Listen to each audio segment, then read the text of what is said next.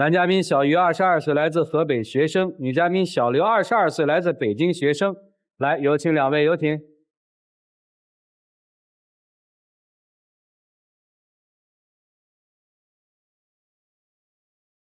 欢迎2位哈，一个学校同学是吗？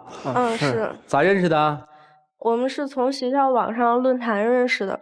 哦，谈了几年了？谈了2年。今天为何而来呢？就是因为他平时被家里边宠坏了，然后导致就是以为全世界都是他了，就眼里就没有别人了。然后他就是经不起批评，然后就让我觉得这段感情挺累的。你先说说你这些具体的吧，说点具体的事儿，怎么就是世界中心了？我家里确实就是条件稍微好一点就是爸妈有点惯着。但是也没有他说的那么严重，然后他说我就是啥也不干，就肩不能挑，那个手不能提，就我都不能扛10桶水上楼啊。那你也不能上超市，什么东西都让我提吧？那次我不是生病了吗？你什么时候都有病？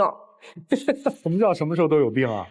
他就体热多病的，什么时候都有病。那就是现在天儿冷，我说能打车，咱不坐地铁公交，不挤那个去，他也不乐意那合着人家坐地铁公交都得冻死呗。还有那个吃那个就是大排档啥的，就他都爱吃那个，完我就不想让他吃那个，他不健康，我就说不吃，他也不乐意，就这。我想吃，以前也吃过，合着我跟其他吃大排档的人都得被毒死。咱都不说这个，就有一次打篮球占场地的事儿我就把他叫过来了，就让他帮我，然后他回来就跟我说了一大堆，然后我俩就因为这事儿还就小吵了一架，就这样。你还好意思提呢？我都服了。他给我打电话让我下来，因为占场地的事儿，然后他觉得他受欺负了，然后让我下来给他出头来。你出头哈？对。怎么就受欺负了呢？就是因为打篮球的事儿争场地，然后受欺负了。然后那你下去了吗？然后我下去了，我肯定得下去，要不他能干吗？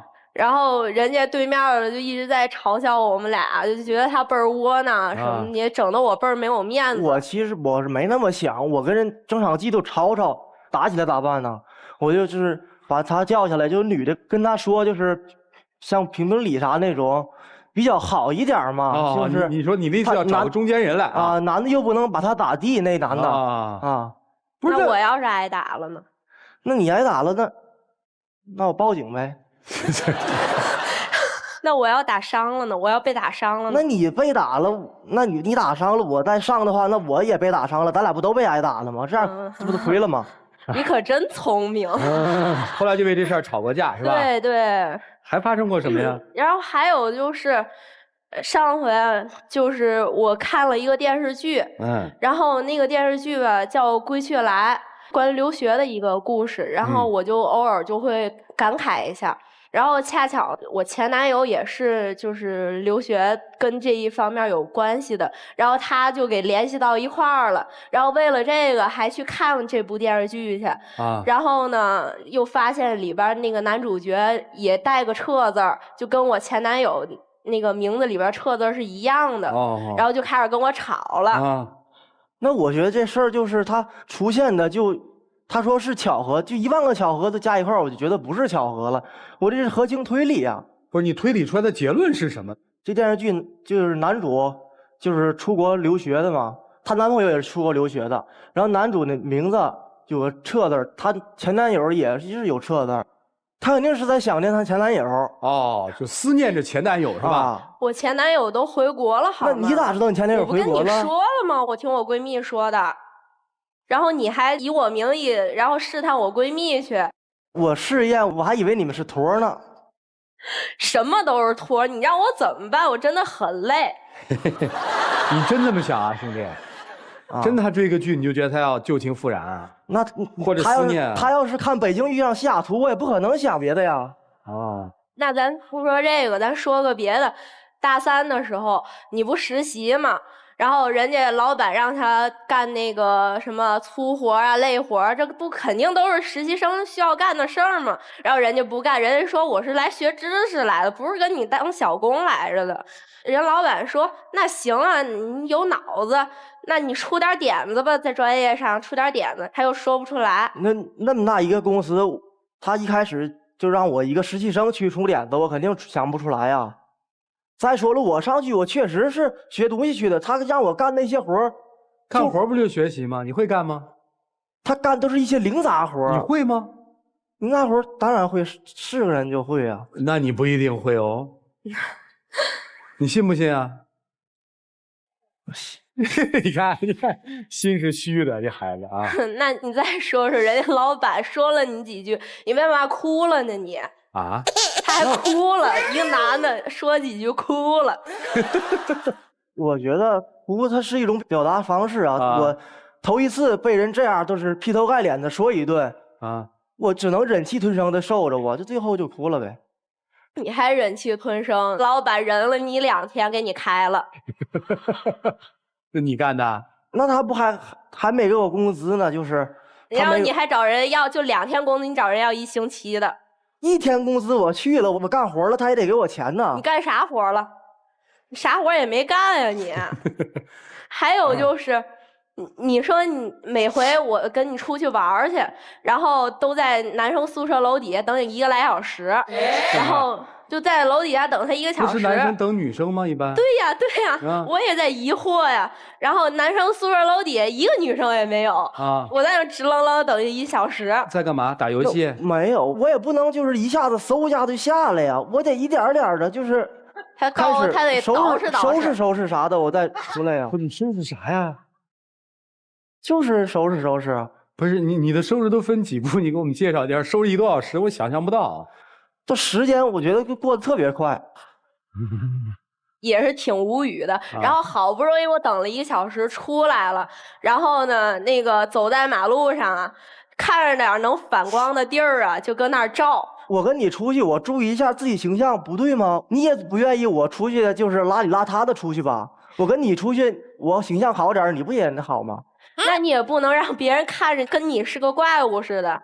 行，你说了这么多，就是你觉得你有地方都做了全对吗？你不也有做的很多不对的地方吗？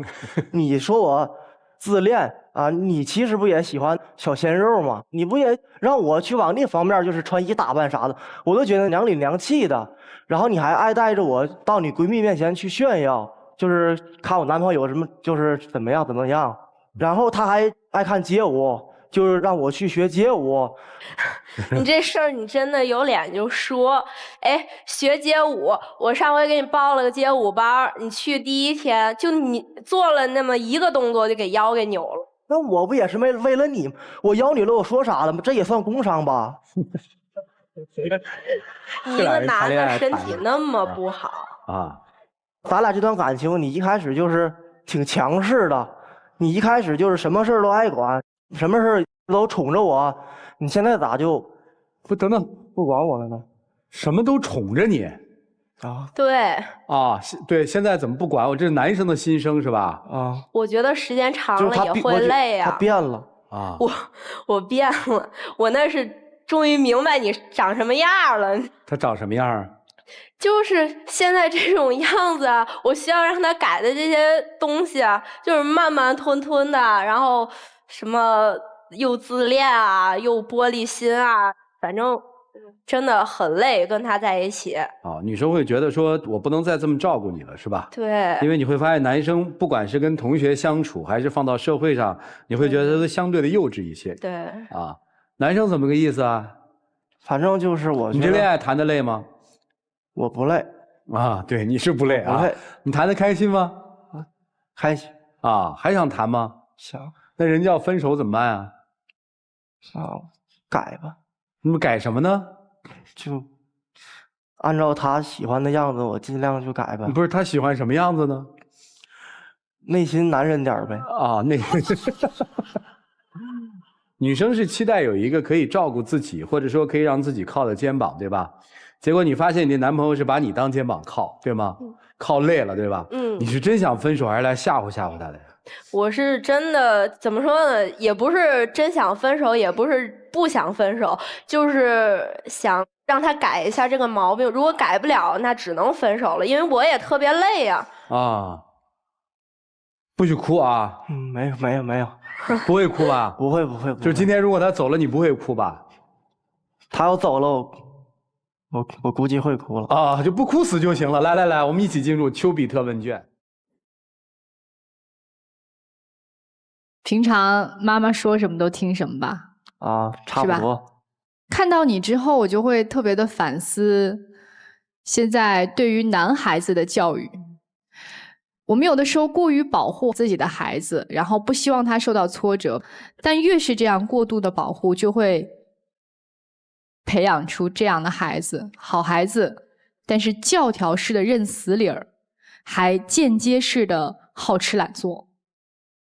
就是你看你办的那几件事儿，说去实习，你一个实习生让你干什么不是应该的呀？你呢，觉得我是人才，我端茶倒水，我这些不能干，然后恰恰让你去发挥你的所长的时候，然后又往后退了。哎，我就一实习生，你说你这么大一公司让我出谋划策，那我哪担得起呀？你这不自相矛盾吗？让你挑大梁，你挑不起来；那让你干点力所能及的事儿，你也干不了。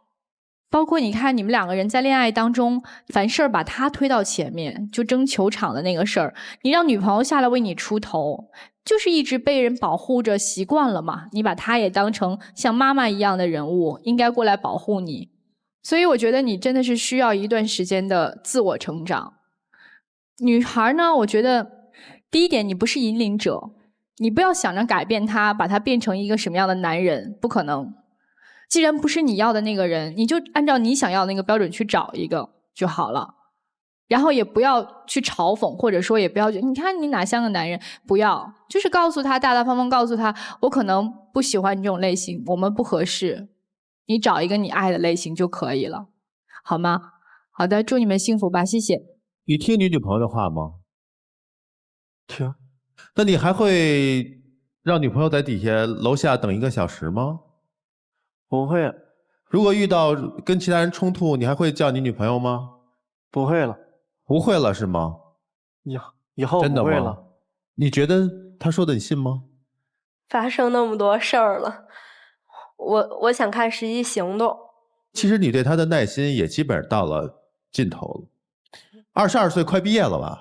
他已经在毕业实习了吧？对。你觉得他在实习单位里一无所获，被老板训几句就哭着鼻子被开掉了，充满着对他的不认可和失望。他不是一个能够担当起你所期望的那种责任了。尤其是面临着毕业马上步入社会，你会发现他越来越离你的期望值越远。即使他偶尔会勤奋，或者说会听你的话，但是你难道会教他去成长吗？你本身你就是不够成熟的呀。所以说，男孩真正听长辈的话，但那是孩子，真正要有独立的见解，尤其是步入恋爱当中，你要让对方感受到你是一个男人，是值得依靠的。我觉得你们基本上这个节目之后就是最后的时间了，你们俩之间不可能走下去，我觉得就这样。我倒是觉得还有一丝希望啊。我想送给女生的话是，无论是面对这段感情，还是如果真如曲总所说，今天是你们最后一次的交流，那以后你还要踏入新的感情，莫忘初心。我相信这个男孩身上一定有打动你的地方，所以你才能容忍他诸多我们看起来怎么那么幼稚、不成熟，甚至有点让人可笑的行为。所以请你好好的去问问自己的心，你爱他的是什么，厌他的又是什么？你对他的爱能不能足以包容这样一个不太成熟的男孩？如果不能，那就离开，没有对错，你等不了他也没关系。但是我希望你从这段感情中汲取的经验就是，我们去面对一段感情的时候，真的要记住我最核心从这个人身上想要的是什么，不要要的太多，因为我们不可能做到十全十美，只能是抓住感情中让我最觉得值得的那一部分，然后包容的走下去。小伙子，我想送给你的是，不管这段感情能不能继续，你的生活真的需要营养。即便说我们现在弱一点，过去被保护了，那我即便出现了问题，希望女朋友出头，去跟别人理论一下，不是不可以。但是你要知道感恩，你要知道他们如果要打你，我拦在你前面。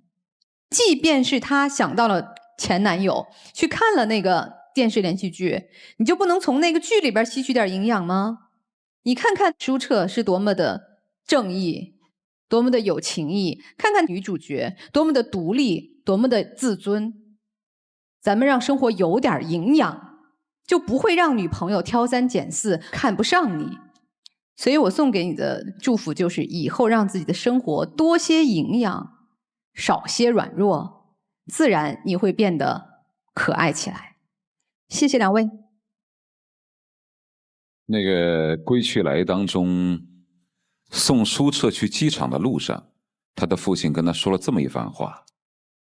他说，每一个经历过坎坷和挫折的父亲，都希望自己的孩子能够过得轻轻松松，无忧无虑，不为斗米折腰，不为金钱媚骨。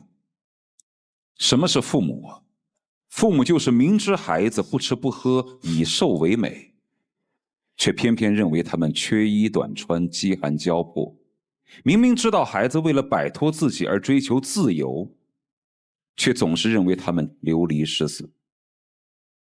他把这种爱总结成是一厢情愿的爱，但父母这种一厢情愿的爱，就往往培养出来的是这样的孩子。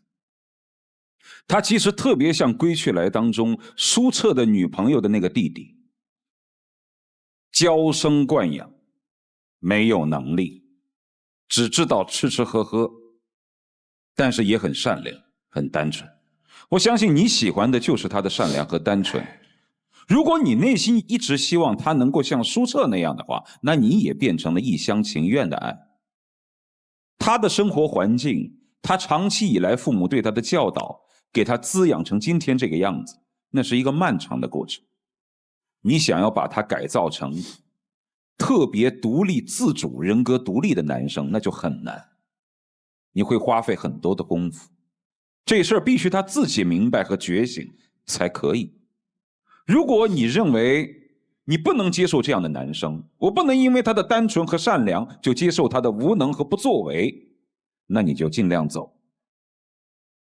如果你觉得你能接受，或者你认为你有能力帮助他去改变，你愿意去付出，那你就留下。虽然我认为这很难，改变要靠自己，好吗？好，就这个。进到爱情这道门槛里面，自己的感受是非常重要的，所以你想清楚，这个是不是你需要的那个男人？想清楚，好吗？来，接下来一起进入那几天喝古方红糖，真情60秒。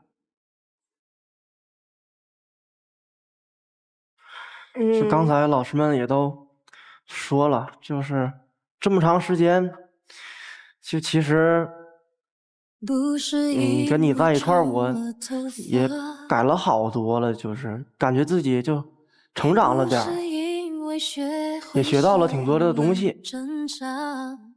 我觉得吧，咱俩在一起也这么长时间了，然后也不是说没有特别好的事情，就是甜甜蜜蜜的事情，但是我还是希望你能就是改一改我今天所说的就是你的缺点，因为如果一个人永远在宠一个人的话，他会特别的累的，这段感情不会特别长久。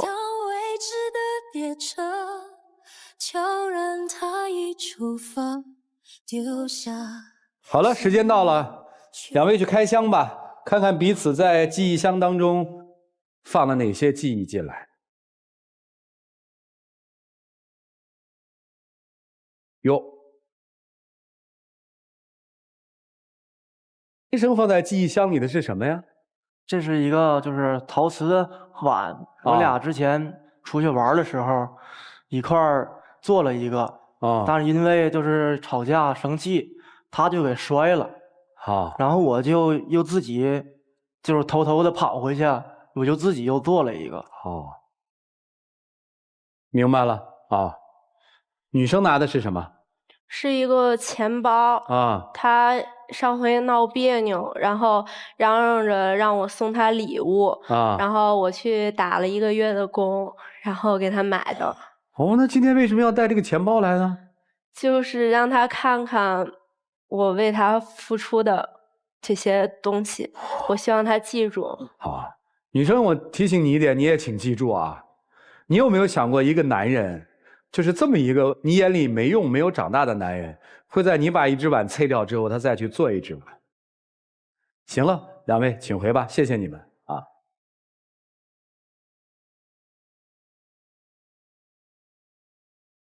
来，请关门。来看看这一对自己的选择是什么，请开门。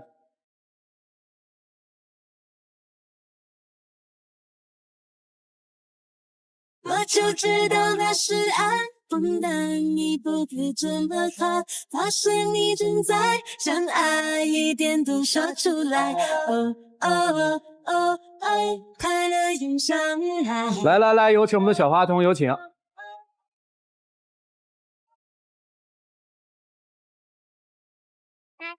好，谢谢。谢谢两位小朋友，请回来，我们一起见证属于他们的浪漫时刻。各位请见证。没有谁能把你抢离我身旁，你是我的专属天使，为我能独占。没有谁能取代你在我心上，拥有一个专属天使，我哪里还需要别的给，谢谢两位啊，请回，祝你们开心。我一定还在沉睡。